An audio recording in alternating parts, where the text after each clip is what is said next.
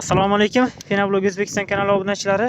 Do'stlar, 2025-yil 18-dekabr holatida 2 kundan beri tinimsiz yomg'ir yog'ib turgan holatida Fenoblogdan qurilgan uyda qanday turganligini ko'rsatamiz.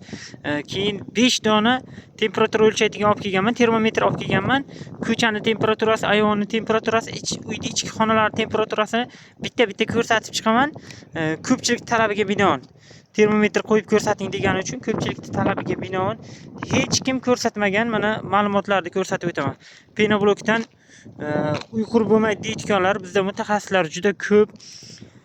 Tashqi tomon temperatura necha bo'lgan vaqti, ko'chada gradus necha bo'lgan vaqti, ichkarida necha bo'lishi kerak. Hozir bitta-bitta kommentariya yozaverasiz mana. Suvlar yig'ilib turibdi. Hozir hovli tomonlarni ko'rsataman. Devorimiz qup-quruq turibdi. Даже fundament tagigacha suv bormagan. Bu tomon boyagi lach qilgan joyimiz ham zo'r holatda turibdi. Ko'rishingiz mumkin, suv umuman shimigani yo'q. Suv tegadi, oqib ketadi, suv tegadi, oqib ketmaydi. Oqib ketadi, suv shimimaydi. Mana endi graslarni ko'rsatib boshlaymiz. Ko'chdan mana suv realni yomg'ir yog'ib turibdi. Hozir ichkarini ham ko'rsataman. Havo sovuq. Hozir ko'chaning temperaturasi bu do'stlar. Deyarli 2,5 gradus.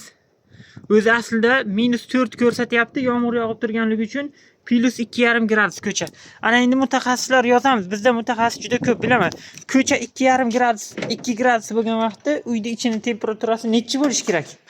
Ana endi mana ayvonning temperaturasini ko'rsatamiz. Hozir ayvon yopiq, oldagi akfa qo'yilgan, bu yog'i daraza qo'yilgan, shamol kiradigan, sovuq kiradigan joy deyarli yo'q. Darazani atkazlab olinmagan, o'sha yoqdan kiradi, boshqa sovuq kiradigan joy yo'q. Isitiladigan joy ham yo'q. Mana buning temperaturasini ko'ramiz. 10 gradusdan ozgina baland. 10 desak ham bo'ladi. 10,5, 11 ga yetmayapti baribir. Ayvonning ichi temperaturasi mana qizil chiziq yaxshi ko'rindingda. Ko'rishingiz mumkin. 10 gradus ekan. Teppa-teng 10 gradus. Ko'cha 2,5 gradus bo'lgan vaqtda ayvonning ichi 10 gradus bo'lib turibdi.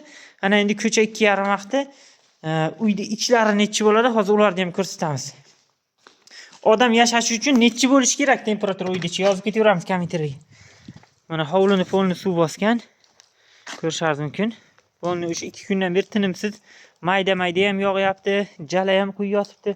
Hozir ham yog'ib turibdi. Mana ko'cha tomonlari ham zo'r turibdi. O'sha Fenoblogdan qurilgan uyimiz. Qanday bo'lsa shundayligicha turibdi. Yomg'ir, qorda nima bo'ladi deganlar uchun. Mana ayvonlarimiz qanday qurilgan bo'lsa, yozda qanday bo'lsa, hozir ham xuddi shunday turibdi, qishda ham. Mana endi uyda ichki temperaturalarini ko'rsatamiz. Uyga kirgandan yuzingizga shunday issiq uradi. Batareyalar qo'yilgan, uy qizdirilyapti. O'zidan o'zi qizib qolgani yo'q. Ko'pchilik shunga ham negativ bildirishi mumkin. O'zidan o'zi qizib qolmayapti. Batareyalar issiq, o'shaning hisobiga uy qizyapti. Mana yashashga yetadimi shu temperatura? Qaranglar mana. 23 gradus. Ko'chadan deyarli 20 gradus issiq uyda ichi. 23 gradus xullas. Mana shu zalimiz.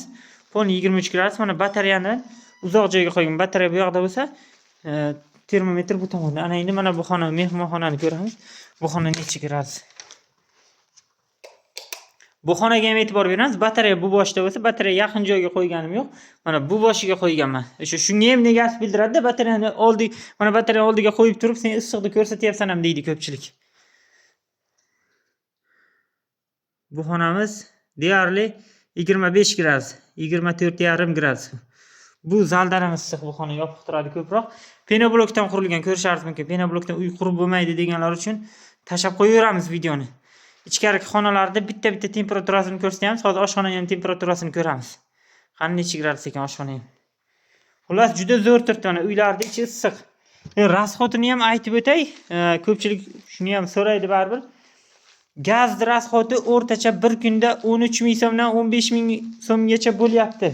Mana shu 10 talik batareyadan.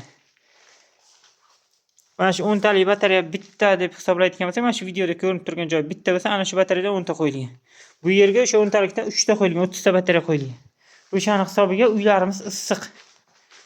Batareyadan ekonom qilinmagan. Ko'pchilik yetarli miqdorda qizdirib bilmagandan keyin sovuq ham deyotgan bo'lishi mumkin, qizimayapti deyotgan bo'lishi mumkin. Mana oshxonaning temperaturasi. Bu ham 24 gradus. Deyarli uylar 23 gradus, 24 gradus, 25 gradus. Bir xil temperatura degani u. Bir-biridan farq qilgani yo'q. Ko'rishingiz mumkin. Mana zal, oshxona hammasi qurilgan xolos. Penoblokdan nima qurish kerak bo'lsa qurilgan. Mana ko'cha tomonlar. Loy, mana katel yonib turibdi. Mana shu katel qizdiryapti uyni polni. Mana shu katel polni uyni qizdiryapti. Ko'cha sovuq, penobloklarimiz bor. Yomg'ir qorlarda turibdi. Hozir penoblokda ham ayvondan chiqib yurib borib, ko'cha tomonlarni ham ko'rsatamiz penoblok. Videoni uzmasdan. Videoga layklar bosib qo'yaveramiz do'stlar. Layklarni bosib qo'yaveramiz. Kanalda yangi bo'lsanglar, obuna tugmachasini bosib qo'yamiz. Adresimiz Qashqadaryo Muborak tumanida 13 ming so'm joyda yuklab berayotgan penobloklarimiz. Mana shunday yomg'ir bo'lishiga qaramasdan 2-3 kundan keyin bemalol penobloklarni yuklaversa bo'ladi. Hech qanday muammo qilmaydi. Yomg'irdan oldin ham bir joyga borib, yomg'ir yog'masidan 1 kun oldin, ya'ni kechadan oldin kun, kecha boshlagan bo'lsa yomg'ir, kecha bugun polni yog'yapti tinimsiz.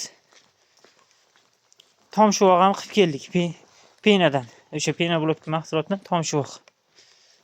Mana latoklarimiz turibdi yomg'irda, hech qanday sifatini yo'qotgani yo'q. Tumbalarimiz latok deyman, latoklarimiz mana shu holatida ham zo'r turadi bular. Zo'r holatda turibdi. Faqat ustidagilarigina suvni shimiydi, tamom. Mana bu ho'lg'ichlarimiz. Suvni umuman shimimaydi ho'lg'ichlarimiz. Qurigan qishda suv shimiydi. Mana ustida suv bilan turibdi bularda.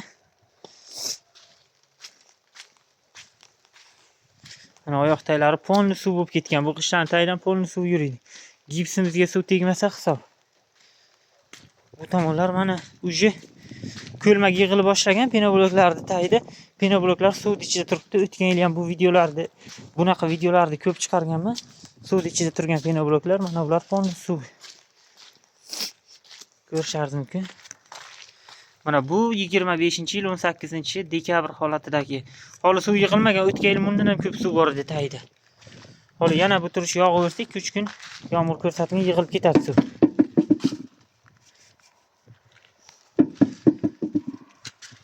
Havo sovuq. Mana ustlari muzlagan, suv tekkan ustlari muzlagan qishda. Qishlarda ustlari muzlagan, havo sovuq ekan. 2,5 gradus emas, deyarli minusda turibdi havo. Xullas mana shunday ho'lg'ichlarimiz, qurigan g'ishlarimiz ham bor. Chala qurigan ular. Yuklashimiz kerak edi. Yana endi 2-3 kun ortga suriladi yuklashimiz. Mana muzini ko'rsatishim mumkin. Bu ochiqlikda, shamolda turgan joy. Realni ko'rsataman hammasini. Men hech narsani yoshirmayman. Muzlasa ham g'ishimiz sifatini hech qanday yo'qotmaydi. Tajribadan o'tgan necha martalab. Mana bu tomonda mana qurigan g'ishlarimizni ustlari ho'l bo'lib qoldi yana. Bularni yuklashimiz kerak edi. Ustlari ho'l bo'lib qoldi yana. Ko'rishingiz mumkin, zo'r holatda turibdi. Mana bu tomonda ham yangi chiqqan g'ishlarimiz ham bor edi. Xullas, muzni ko'rsataman, qaranglar. Bu yoqda muz ko'p. Mana havo juda sovuq ekan. 2,5 gradus ko'rsatdi boya. Termometrlarni hali yangi qo'ygan edim. Shuning uchun mana muz oqib turibdi, ko'rishingiz mumkin. Bu ochiqlik bo'lgani uchunmi, ochiqlikda sovuq bo'lishi mumkin. G'ishlar sifatini hech qanday yo'qotmaydi. Mana muzlab qolgan. Mana ustilar pon muzli, mana tomchilar pon muz bular. Mana bular qurigan tomonlari. Zo'r turibdi, shuncha yomg'ir bo'lishiga qaramasdan. Mana shularni ham ustidan polni yomg'ir tushgan. Taylari juda loy bo'lib qolgan hammasi. Xullas mana shunday do'stlar, g'ishlarni ko'rsatdim. Uyning ichini temperaturani, ko'cha temperaturani hammasini ko'rsatib o'tdim.